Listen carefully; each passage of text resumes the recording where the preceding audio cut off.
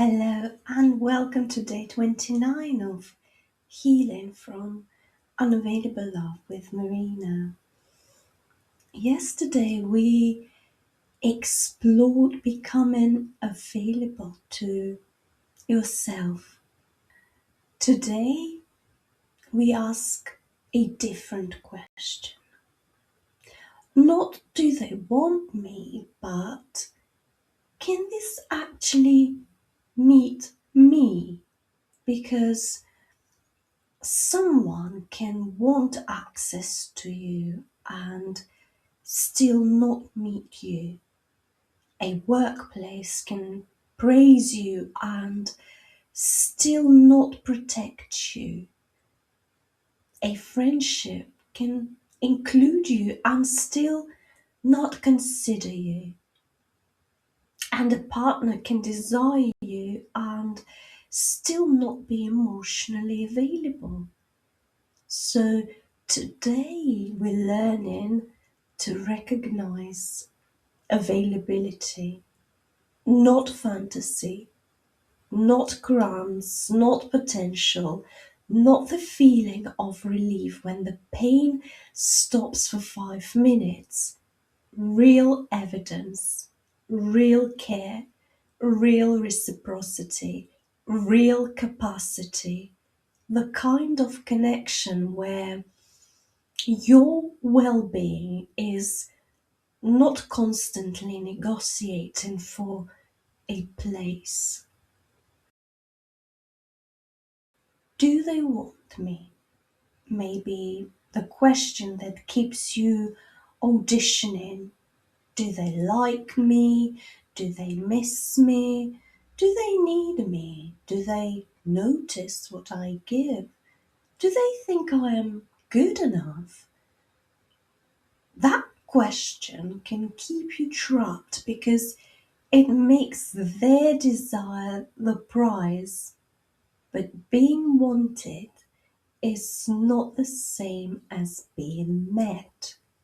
Someone can want your body but not your truth, want your labor but not your well being, want your generosity but not your needs, want your friendship but only when it is convenient to them. The more honest question is not, do they want me? It is, can they meet me in real life? And here I'm very curious, where have you been treating being wanted as proof that you are being met? Availability is not the spark. Availability is the evidence.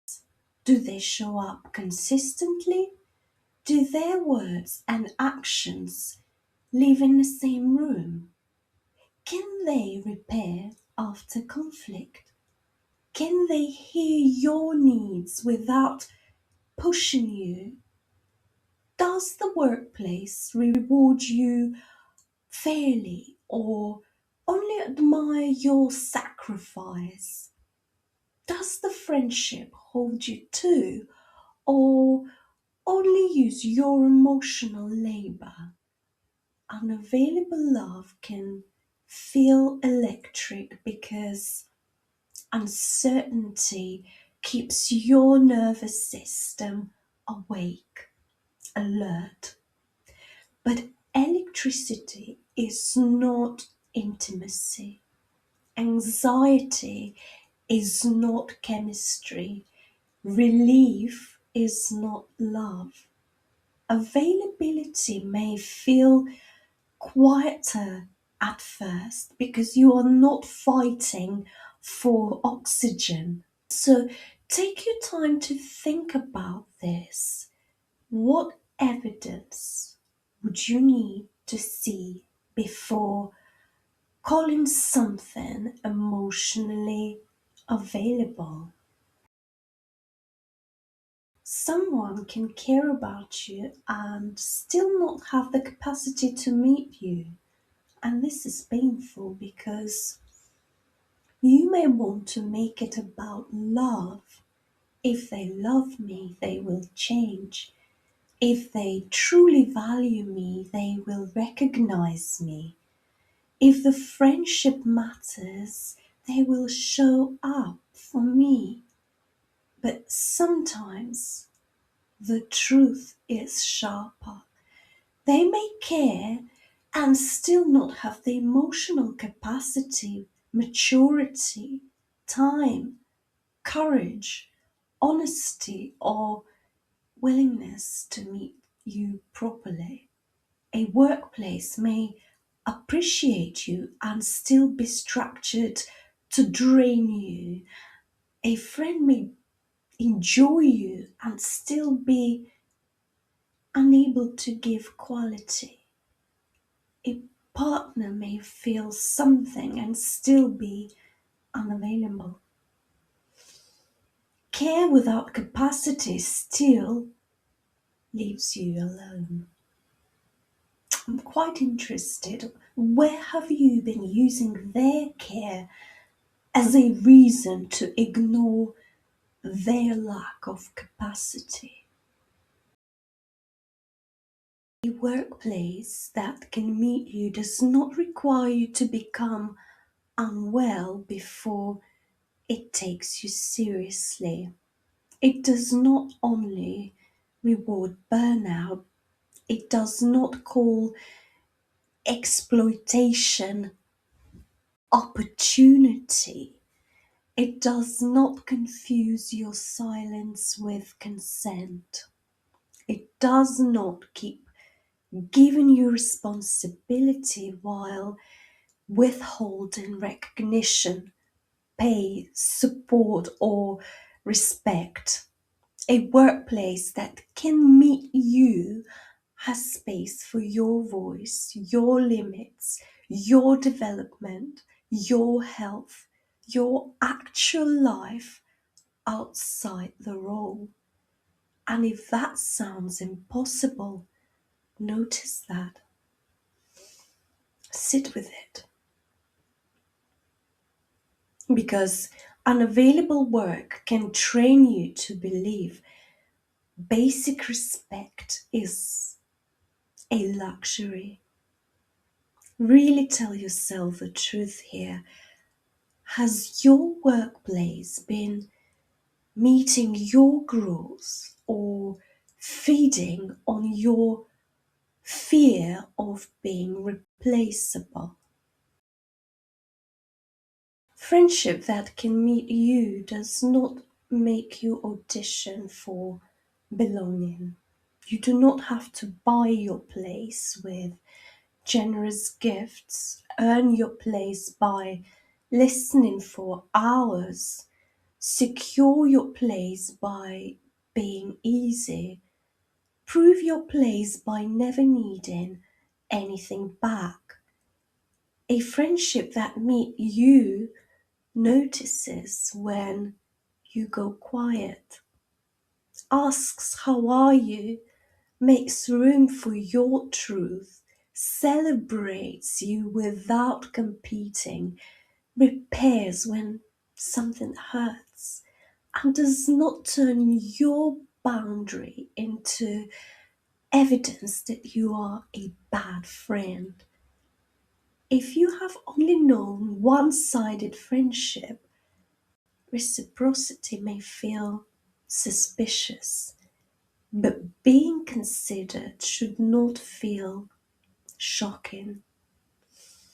Maybe allow yourself to wonder, what would friendship feel like if you no longer had to perform your usefulness to stay included? What can actually meet you may feel unfamiliar because it does not require the old version of you. You may not need to chase, prove, rescue, decode, overgive, shrink, beg without words, and that simplicity can feel strangely empty at first because the old pattern gave you a mission, a protection. Available love gives you something different, space to be real. In my work, I do not tell you what to do by overriding your mind. I guide you through it. I know how to ask the questions that help you and your subconscious stop defending the surface story and begin recognizing what genuinely fits your life now. Not generic advice, not another explanation that leaves you circling the same pain over and over again, but the answer that naturally belongs to the real you. If something could meet you without needing you to disappear, would you know how to receive it? Today, do not ask only, do they want me? Ask, can this meet me? Can it meet my body, my truth, my needs, my future, my softness, my ambition, my boundaries, my real self? Availability is not perfection. It is not someone reading your mind. It is not a workplace with no pressure. It is not a friendship with no mistakes. Availability is the repeated evidence that your humanity has somewhere to land. If this series is speaking to something inside you, I gently ask you to subscribe so you do not miss anything important. I'm sending you so much love and light. In the next video, we complete this series by exploring the new relationship with your life. But until then, speak soon.